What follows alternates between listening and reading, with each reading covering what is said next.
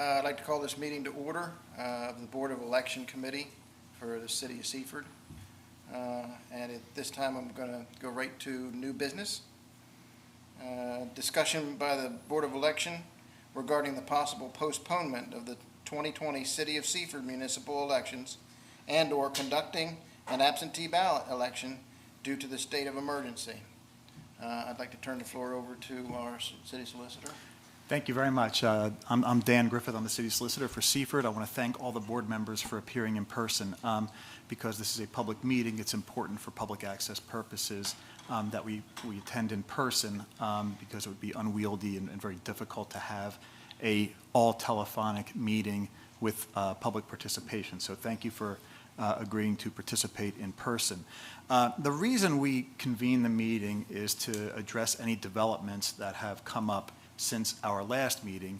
You all will recall that during the last meeting it was determined by yourselves, by the board, that the election on May 16th would proceed with a hybrid of the availability to vote in person for those who felt it was important to do so, and the city would provide PPE, personal protective equipment, for those people who wanted to vote in person, and also election workers, and maintain social distancing and all of the guidelines that have been implemented by the governor and the CDC, but also to provide a mail-in option for those who wanted to vote by absentee ballot. And we encouraged, or you encouraged, the citizens to vote by absentee ballot. And we considered, you all considered a number of factors when making that determination. An issue has arisen since that determination about whether or not the May 16th election, A, should be postponed again, or B, should be conducted by all absentee ballot. We have had at least one member of the public comment and recommend that the process be all absentee ballot, but I wanted to address that first, and because I think that option is not available to the board. There is a Delaware Code provision, 15 Delaware Code 7550, that provides that, and I'll read it into the record.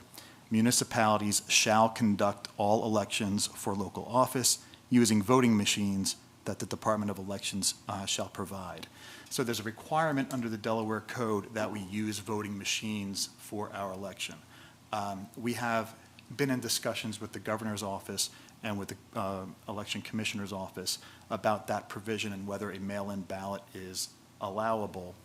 They will not give us a definitive answer on that, but they do refer us to this provision. So because of the legal challenges we would face, it's my opinion that we are not permitted under the law to do an all absentee ballot.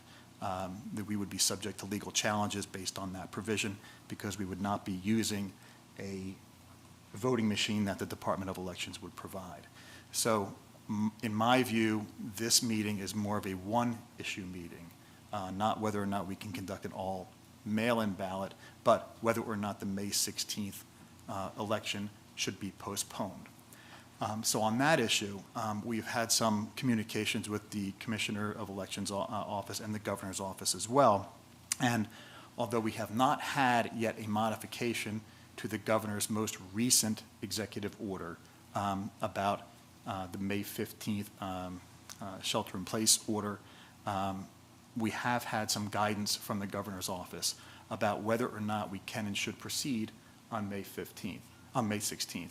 And what we have been advised is that very shortly, we actually expected it almost now or before today, there's going to be a modification to the current stay-at-home order from Governor Carney.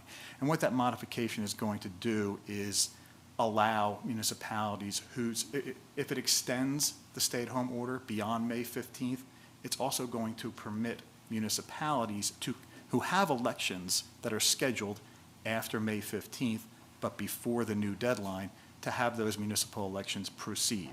And I think a fair reading of the governor's thinking on that is they don't want elections that are already scheduled for after May 15th to be postponed.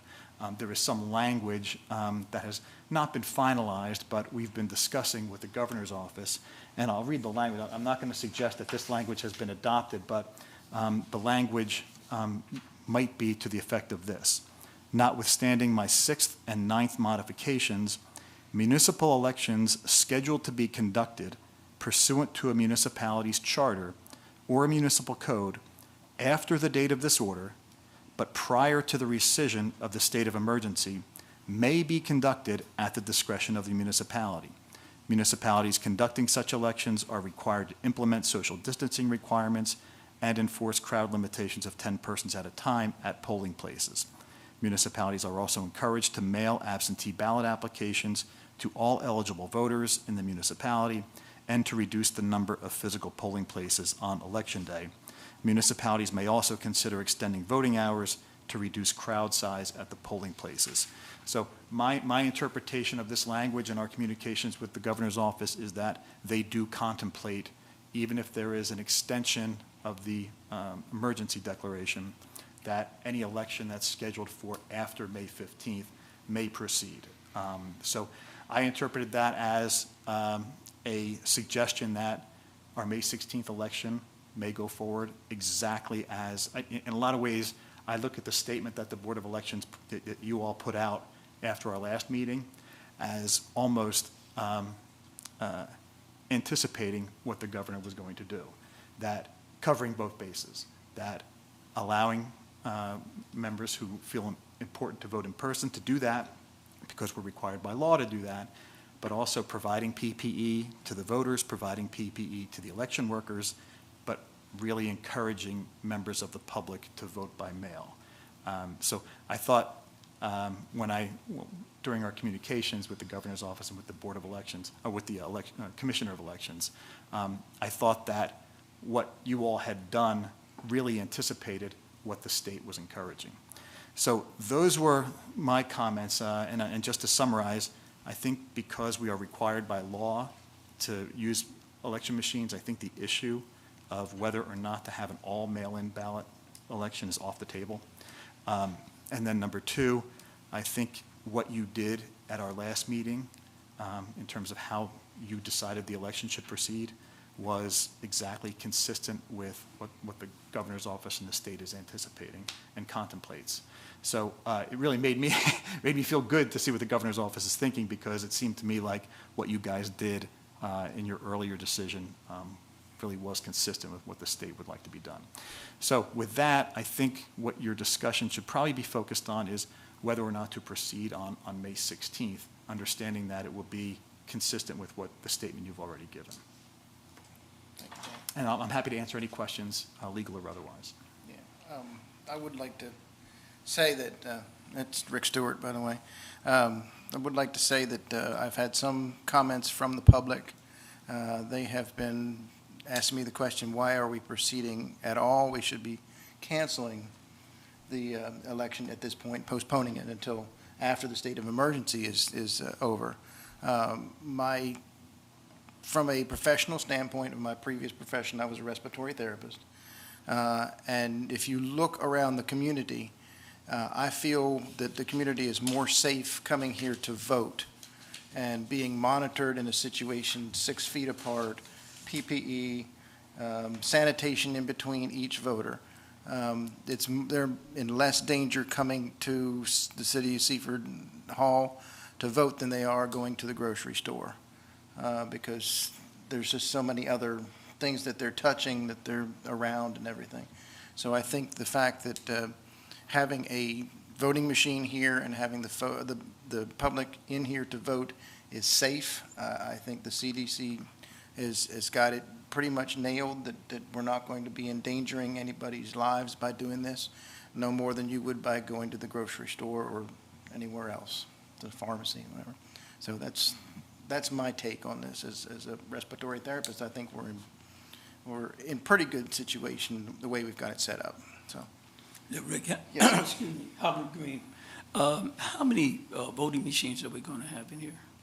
that would be, My understanding, Charles Anderson, I'll try to answer your question. The city clerk, Tracy Torbert's going to help me if I misspeak. My understanding is they'll send us 2 voting machines, and typically, even though we hope we could do it with 1, the issue could be, what if one malfunctions, breaks down? So they typically bring 2, they set them up over there on that wall, and maybe expound upon that a little bit. Our idea, as Mr. Stewart stated, we're going to do similar things that they do in the grocery store or at some of the other retailers that are open. We're going to put tape lines on the floor so they're 6 feet apart going up to the voting machine. They'll vote in this room. They'll come in through the back door of City Hall where they'll be socially distanced. Okay. And then they'll leave through that exit door and exit the building in a completely remote area, so we won't have any passing traffic. That line can actually back up, if there is that type of thing, it can back up outside, and then we'll run them to the west along the sidewalk. Right. And then we can actually run them along the sidewalk upon Arch Street, should we have a line that forms that long. Traditionally, for our elections being open, between 7 and 3, it gets busy sometimes during a normal period of election, but we traditionally don't have a very long line. Also, to keep the numbers below 10, we're going to meter people in to vote and then leave, and we're going to reduce our election workers in the room down to the minimum that we need to operate that machine. We'll have registration in the lobby and outside, so those workers are, again, socially distant with PPE. Mr. Green, did that answer? Yes, your it did. question? And the other question is, who's going to be handling or taking care of the mail-in ballots? Okay, we currently are taking care of the mail-in ballots, and traditionally what happens is all of the staff here, the front-facing staff, is able to take a ballot and do take ballots, but Tracy Torbert, our city clerk, is really the point person for that and has been taking them. So she takes them, works with our residents predominantly, and then once the ballots are collected, they are stored, sealed, conditioned in our vault, which is locked every evening.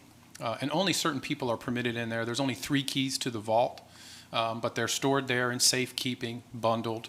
And then they'll go from there on election day, should it proceed, whenever it proceeds, and then they'll be counted by the election judge, which will be live streamed similar to what you see here, so that that count can be witnessed by the public should they want to do that. Okay. Does that help? Yes, it does. Yes, it does. Don't have any questions? If I might just add Yes, sir. a couple comments. Speaking of ballots, Mr. Green, as of today, as of right now, the city has received a total of 264 absentee ballots. They're currently out or received, okay? And maybe to just give you a little frame of reference, I know, Tracy, do you have the numbers of the last few elections that we've held? Tricia, sorry. So we track how many people come in during each election, what year that occurred. Approximately registered voters, our city size, just for informational purposes, is 7,200 people. Our registered voters is 1,200, plus or minus, okay? At any given, we say the same thing, at any given time. And then as far as who would come in and vote, Tricia's going to give you some statistics about how many people show up to vote. Can I say something? Absolutely. Has anybody ever thought about doing a voter registration drive? We actually have. This year we have, and it comes up, it's interesting you bring that up. This comes up every year, and especially when there are multiple people running for council or mayor or anything like that, when there is a viable seat up for election. And when people get in and look at it and they say, only this many people are registered, it's dismally low. So this year what we've done is we actually did extended hours, two days, Tracy, where we stayed open here at City Hall. We pushed that out via our social media sites, our website. We translated it into Spanish and Haitian Creole this year. Yeah, okay. Again, we thought, are we missing a segment of our population? We can't be that they're just disinterested. It has to be we're not going where they are. We also, we will go places for people if they want to register. As an example, especially under the current circumstances, if someone feels that they are not safe leaving their home or they're not mobile enough to get in and out of City Hall, we will have employees that will go register them. All they have to do is reach out to us. They can actually submit the registration form, download it off the website and submit it, and we'll work with them over the phone. Thank you, Tracy. This year, the current council that is here, and I'll specifically say our vice mayor spearheaded this, he challenged us with, how do we make it easier? Is it our barrier? So in working with Councilman Henderson, we actually changed our process whereby when you come in and sign up for electric, that's one of the questions the customer service representatives ask you. Would you like to register for the city election? And if you do, they check the box, and then we follow up. We give them the information right there at basically the point of sale. Because traditionally what happens is when you're a resident and you come in, you gotta come in here to get your electric. So we feel like that's our first kind of touch point with our residents. Mm-hmm. So we'll go ahead and put that as part of that. I know you got a lot to sign up for, a lot to think about when you're moving into a new home. But our customer service representatives have done a pretty good job this year with that as well. Maybe a side note, but we certainly, staff would be open to any suggestions the Board of Elections would have for maybe a future endeavor that we're not thinking of or anything like that. But yeah, those are some of the things we do. Please. So in 2019, we had 295 ballots cast. 2018, there was 466 ballots cast. 2017, 206. In 2016, there was 315 ballots cast. So it was interesting to staff when we looked at those numbers and kept those records. We're currently at 264. That's really, what I think that shows, and I'm digressing a little bit, I guess, I think people have listened to the Board of Election, and they are voting absentee at a very brisk pace. And, we're in that kind of spot where the election is about where the turnout would be given those ups and downs. Mm-hmm. And there, Mr. Griffith, I don't know if you want to touch on it, but there is a requirement out there. I'm going to mess this up, I'm sure. Mm-hmm. But you can only hold an absentee ballot for a period of time.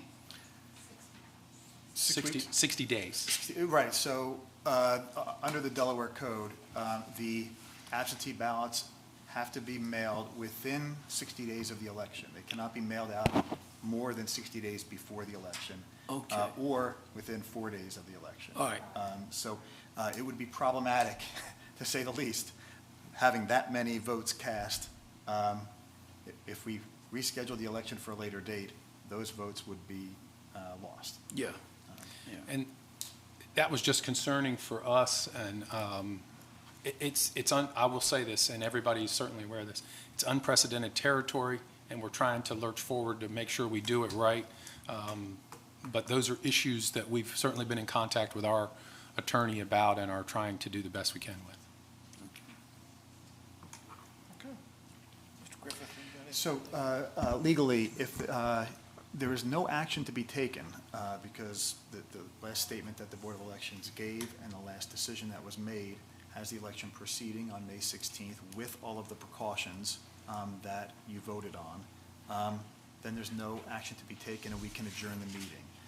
If anybody has any different thoughts, we can entertain that. But if anybody does not, and we're ready to proceed in accordance with how you determined earlier, we could just entertain a motion to adjourn, and that would be the end of the meeting. I'm good. That's up to you guys. I'm good.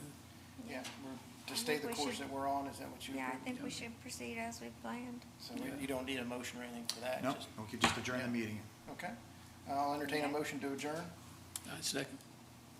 Can you make the motion? All those in favor? I guess roll call vote for that? Yeah. Roll call vote for adjournment? Mr. Stewart, Aye. Mr. Green, Aye. and Ms. Lufter. Aye. Thank you very much. Thank you. Sorry to drag you out. But thank you all for being so conscientious about this. It really